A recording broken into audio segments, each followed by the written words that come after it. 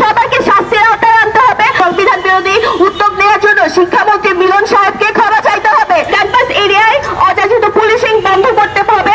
আমাদের দেশে কোনো আইনে বলা নেই, কোনো স্ক্রিপচারে বলা নেই যে মৌখিক বাকবিতণ্ডার জন্য পুলিশ গায়ে হাত তুলতে পারে। আমাদের সবার দাবি ক্যাম্পাস এরিয়ায় অযাচিত পুলিশিং বন্ধ করতে হবে। কালকের হামলায় অংশগ্রহণকারী পুলিশ সবাইকে, ডিসি মাসুদ সহ সবাইকে শাস্তির আওতায় আনতে হবে।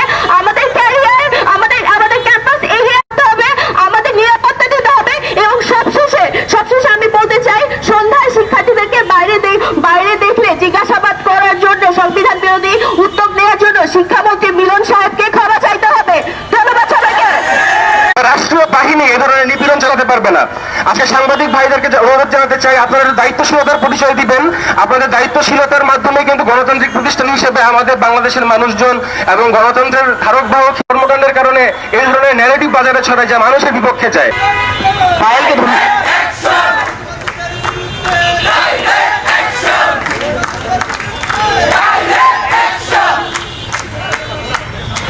পায়েলকে ধন্যবাদ তার মূল্যবান বক্তব্য প্রদানের জন্য।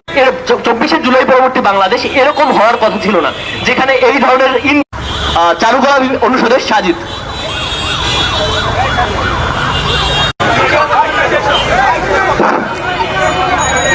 আমরা এক হাতের হোটেলে হারুনকে দেখেছিলাম, এখন আমাদের সামনে নতুন টিকটকার ডিসি মাসুদ উপস্থিত হয়েছে। ভাইদের উপরে এই সরকারের পাওয়া, যখন যে সরকার, যে ক্ষমতা কাঠামো, যে মন্ত্রী ক্ষমতায় থাকে, তার পোষা কুত্তা ব্যতীত এর কোন ইউটিলিটিকে আমরা দেখতে পাচ্ছি।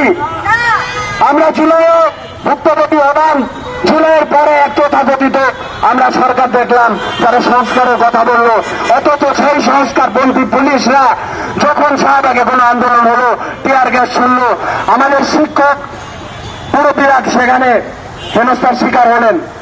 তারা শুধুমাত্র শরীর দিয়ে পুলিশ জনসাধারণের জন্য হবে। যখন জনসাধারণ কোনো বিপদে পড়বে, কোনো সন্ত্রাসীদের আক্রমণের শিকার হবে, তখন পুলিশ এগিয়ে আসবে। অথচ রাষ্ট্রমন্ত্রীকে স্পষ্ট ভাষায় বলতে চাই, ডিসি মাসুদকে অনতিবিলম্বে আপনি এখান থেকে অপসারণ করুন।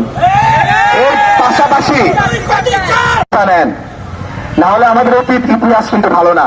1/11-এর সময় কিন্তু আমরা দেখিয়েছি, আমাদের ঢাকা বিশ্ববিদ্যালয় কোরআনের শিক্ষার্থীরা যদি কেউ তার কালো হাত দেয় অন্যায় ভাবে, সে হাত কিভাবে ভেঙে দিতে হয়, আমরা শিক্ষার্থীরা খুব ভালোভাবে সেটা জানি। এটা আমাদের লাস্ট ওয়ার্নিং, হুঁশিয়ার হয়ে যান।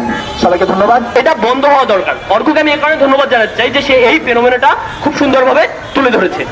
এবার এখানে